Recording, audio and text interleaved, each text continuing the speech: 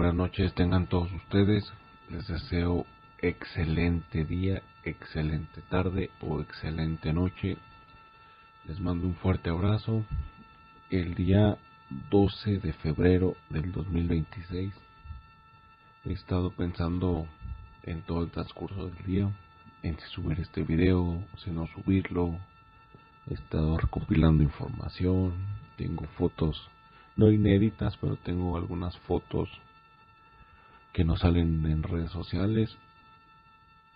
Es un tema bastante delicado de lo que se vive día con día en la actualidad, y cada día se ve más y más y más y más y más. Les comento, es un tema bastante delicado. Es fuera de lo que nos dedicamos nosotros, de lo paranormal, de los urbex, de rumbo a lo desconocido, de todo este tipo de cosas espirituales, paranormales.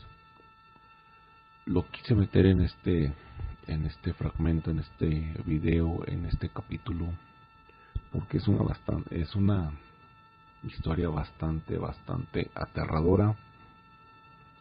Y como les digo, he estado pensando mucho en si subirlo o no subirlo. Es un tema muy delicado. Se trata de el monstruo de Ecatepec.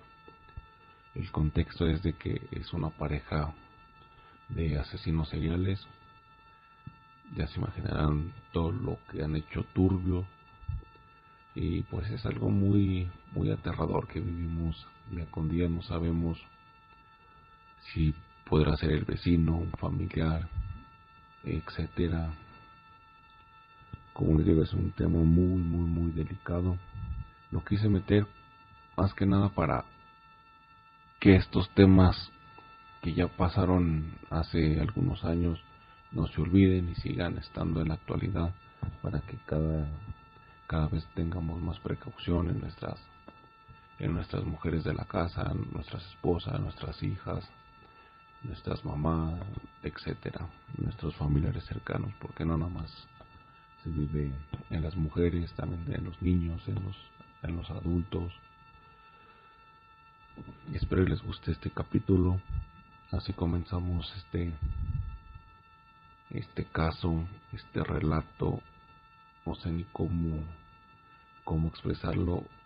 Les comento, es un tema bastante delicado. Me dio muchas vueltas en la cabeza el día de hoy, y espero que les agrade. Y todos los comentarios, todas las sugerencias, preguntas son bienvenidas, y se los agradezco mucho. De antemano, un fuerte abrazo, y comenzamos así este relato titulado El monstruo de Ecatepec.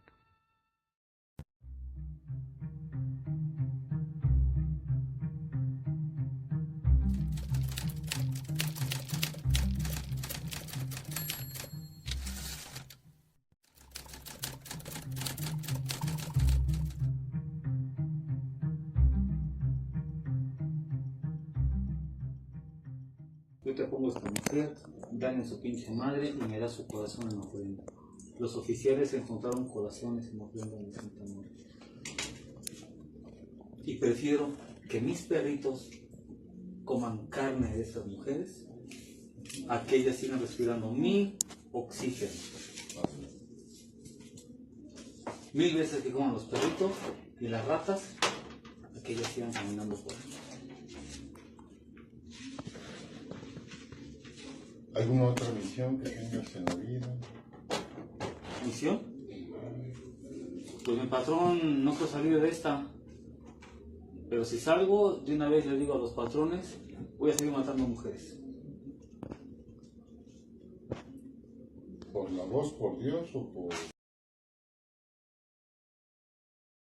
Creando una desaparición. Tienes una descripción, un punto de búsqueda. Y de pronto los ves. Una pareja camina por la calle en Ecatepec de Morelos. Empujan una carreola de bebé. Nada parece fuera de lugar. Los agentes se acercan, les piden detenerse. Preguntan por el niño. Uno de ellos baja la mirada y decide revisar la carreola. No hay llanto, no hay movimientos, solo bolsas negras. Las abre Y en ese instante entiende que no está frente a una desaparición común. Lo que hay dentro no es un bebé. Son restos humanos, separados, ocultos, acomodados en distintas bolsas. La calle se congela. La escena cambia para siempre. Esa carreola no llevaba una vida. Llevaba la prueba de algo mucho más grande. Ese día no se resolvió un caso. Ese día se destapó uno de los horrores más oscuros que México había visto. ¿Cuántos gritos tuvieron que ser silenciados para que alguien, por fin, se atreviera a mirar dentro de esa carriola?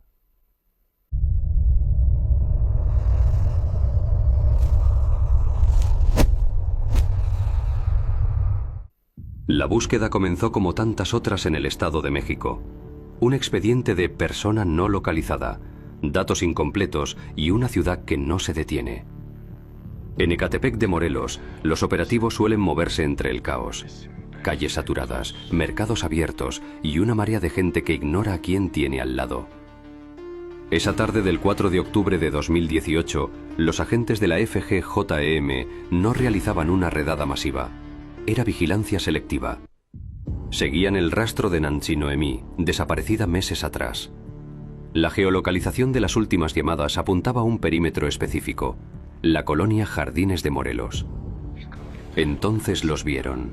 Una pareja caminaba con una normalidad escalofriante por la calle Playa de la Cuesta, empujando una carriola de bebé.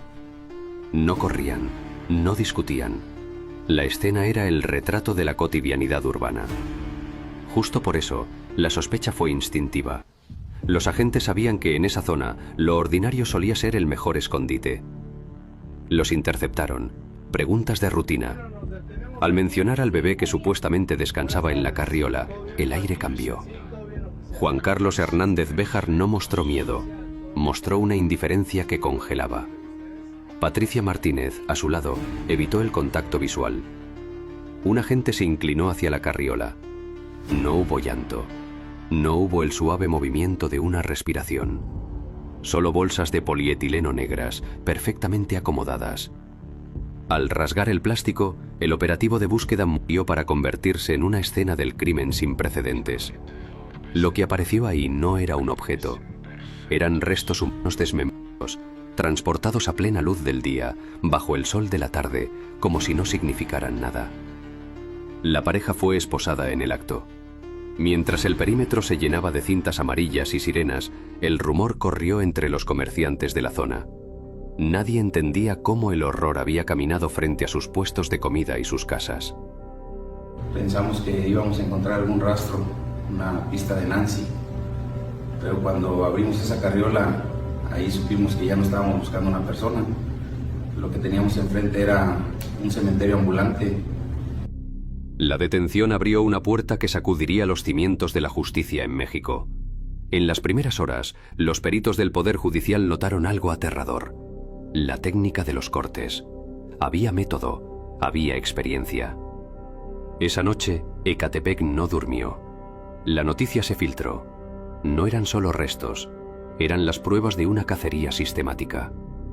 La imagen de la carriola se convirtió en el símbolo de una verdad insoportable. El monstruo no siempre se esconde en las sombras. A veces te da los buenos días en la banqueta. La forma en que estaban empaquetados los restos, pues buscaba optimizar el espacio, no fue un arranque de locura, ¿no? Esto ya era logística criminal. Tras la detención de la carriola, la investigación avanzó hacia un punto inevitable: el departamento número 4. Los agentes necesitaban saber de dónde provenían esos restos y si la limpieza que Juan Carlos mencionaba era una metáfora o una realidad física. El domicilio estaba en un edificio multifamiliar común de Jardines de Morelos. Desde fuera era invisible. Una fachada gris rodeada de puestos de comida y vecinos que caminaban hacia el trabajo sin sospechar que a unos metros se encontraba una carnicería humana. Con la orden de cateo en mano, los investigadores ingresaron. El olor fue el primer indicio, una mezcla de químicos, humedad y algo más denso, metálico. No era solo una casa, era un almacén de evidencias. El primer hallazgo que paralizó a los peritos no fue en el patio, sino en la cocina y el baño. Al abrir el refrigerador, no encontraron alimentos convencionales. Encontraron frascos y recipientes con órganos humanos conservados, algunos de ellos con etiquetas. Mire, casas de seguridad ya habíamos visto muchas. Pero esto no era lo mismo. No estaba todo hecho un tiradero, todo estaba acomodado, frío. Como de trámite, pues. En el área de servicio, la escena empeoró. Localizaron 8 botes de plástico de 20 litros rellenos de cemento. Al analizarlos con rayos X y equipo especializado del Poder Judicial, descubrieron que dentro estaban ocultos más restos óseos. Juan Carlos y Patricia no solo silenciaban, buscaban desaparecer toda huella biológica, convirtiendo sus víctimas en parte de la estructura de la casa. Dentro de las habitaciones, el ambiente se volvió asfixiante. Encontraron una montaña de ropa de mujer, zapatos y bolsos. Eran las pertenencias de las víctimas, guardadas no como basura, sino como mercancía. La pareja vendía los objetos de las mujeres que asesinaban a sus propios vecinos. Lo más impactante fue cuando encontramos una libreta, tenía nombres, fechas, descripciones. Lo que teníamos enfrente era literalmente el diario de un depredador sistemático.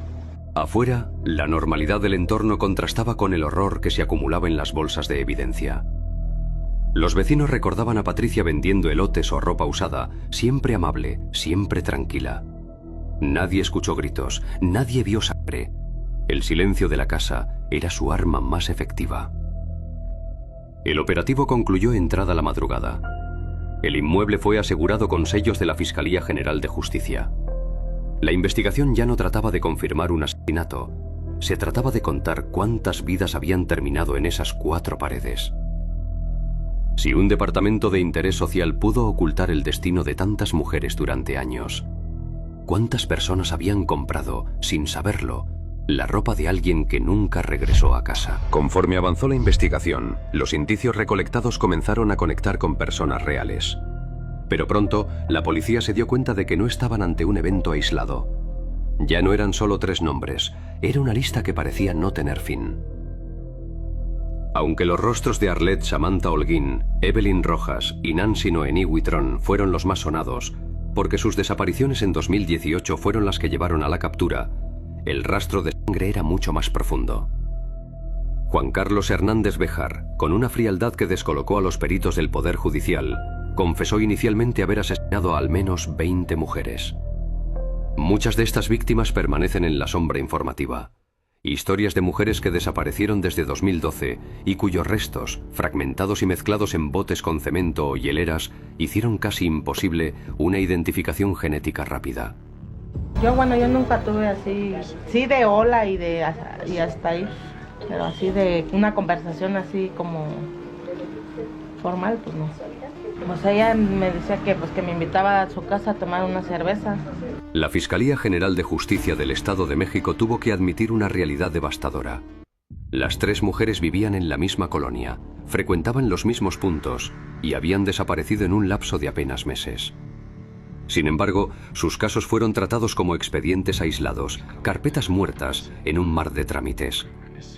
Muchas de ellas compartían un perfil que los agresores sabían explotar: madres solteras y trabajadoras en condiciones vulnerables. Son muy indolentes los MPs. Estaba ahí un pasante, hazle la denuncia. 2 horas le parece que estuve ahí con el joven haciendo la denuncia y ella comiendo botanas y cotorreando con los compañeros. Desde ese momento pusieron a alguien a estarlos cuidando. Los cuidaron desde el 23, que fue, si no mal recuerdo, martes, miércoles. El viernes, por vecinos me entero que ellos ya se estaban cambiando por medio de la carriola. Les avisé a Fiscalía, les dije que ya estaban cambiando, les pusieron más atención y del viernes los detienen. La investigación reveló que Patricia, la pareja del monstruo, era la pieza clave para gestionar estas ausencias. Ella se ganaba la confianza de las vecinas, les ofrecía ropa de paca barata o productos por catálogo para atraerlas al departamento. El sistema no solo falló en investigar, falló en entender que el peligro tenía un rostro familiar. El caso dejó al descubierto una realidad incómoda. Las autoridades solo unieron los puntos cuando la presión social por los casos de 2018 se volvió insoportable. Sin embargo, el monstruo llevaba operando casi una década. Esa fragmentación en las investigaciones permitió que las ausencias se acumularan. Para 2024, la pareja ya suma 10 sentencias condenatorias, confirmando legalmente múltiples feminicidios, pero el número real de víctimas podría superar por mucho las condenas dictadas. Se habla mucho de los casos más mediáticos, pero hay decenas de carpetas de investigación que coinciden en tiempo y en lugar. La verdad es que ahí se ve clarito cómo el sistema les regaló años de impunidad. A medida que los peritos confirmaban las identidades mediante pruebas de ADN, el escándalo crecía. Las familias de las víctimas no solo lloraban una muerte, denunciaban que habían entregado pistas, nombres de sospechosos y ubicaciones que la policía nunca quiso seguir. El tiempo, ese recurso vital, fue regalado a los asesinos por pura negligencia. Este capítulo no trata solo de la crueldad de los detenidos, sino de la indiferencia del Estado. Se trata de mujeres que no deberían ser recordadas solo por las bolsas negras en una carriola, sino por la lucha de sus madres, quienes tuvieron que convertirse en investigadoras ante la parálisis oficial. El expediente creció hasta alcanzar cifras que nadie quería aceptar. La violencia no comenzó aquel octubre, había comenzado años atrás, en cada reporte de desaparición que un funcionario decidió archivar. Si el sistema hubiera escuchado el primer grito de auxilio, ¿cuántas de esas sillas hoy no estarían vacías? Si la confesión de 20 víctimas es real, ¿dónde están los nombres de las otras 10 que el sistema aún no ha podido nombrar? Cuando la investigación alcanzó su punto crítico, los nombres dejaron de ser registros para convertirse en los rostros de la infamia nacional. Juan Carlos Hernández Béjar y Patricia Martínez Bernal no eran criminales de paso, eran una sociedad delictiva que operaba bajo una lógica de odio y codependencia. Juan Carlos, apodado por la prensa como El Monstruo, no era un desconocido en Ecatepec. Los peritajes de la Fiscalía General de Justicia del Estado de México revelaron un perfil psiquiátrico perturbador, un trastorno mental psicótico y una personalidad psicopática. Su odio, según sus propias palabras, nació de traumas infantiles y un resentimiento profundo hacia la figura femenina, a la que buscaba castigar sistemáticamente. Pues mi patrón no quiero salir de esta, pero si salgo, de una vez le digo a los patrones, voy a seguir matando mujeres. ¿Por la voz, por Dios o por...? Uno, porque a veces no me deja dormir. Dos, por el odio que les tengo.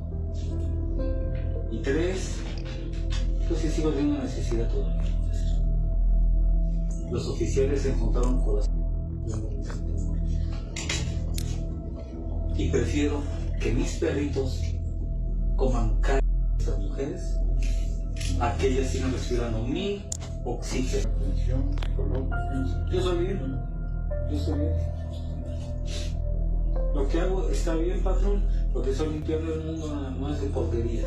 Yo estoy completamente sano y bien. De joven, de niño, de 10 años, una mujer, mi mamá me encargó con una mujer para que mamá se pudiera irse de...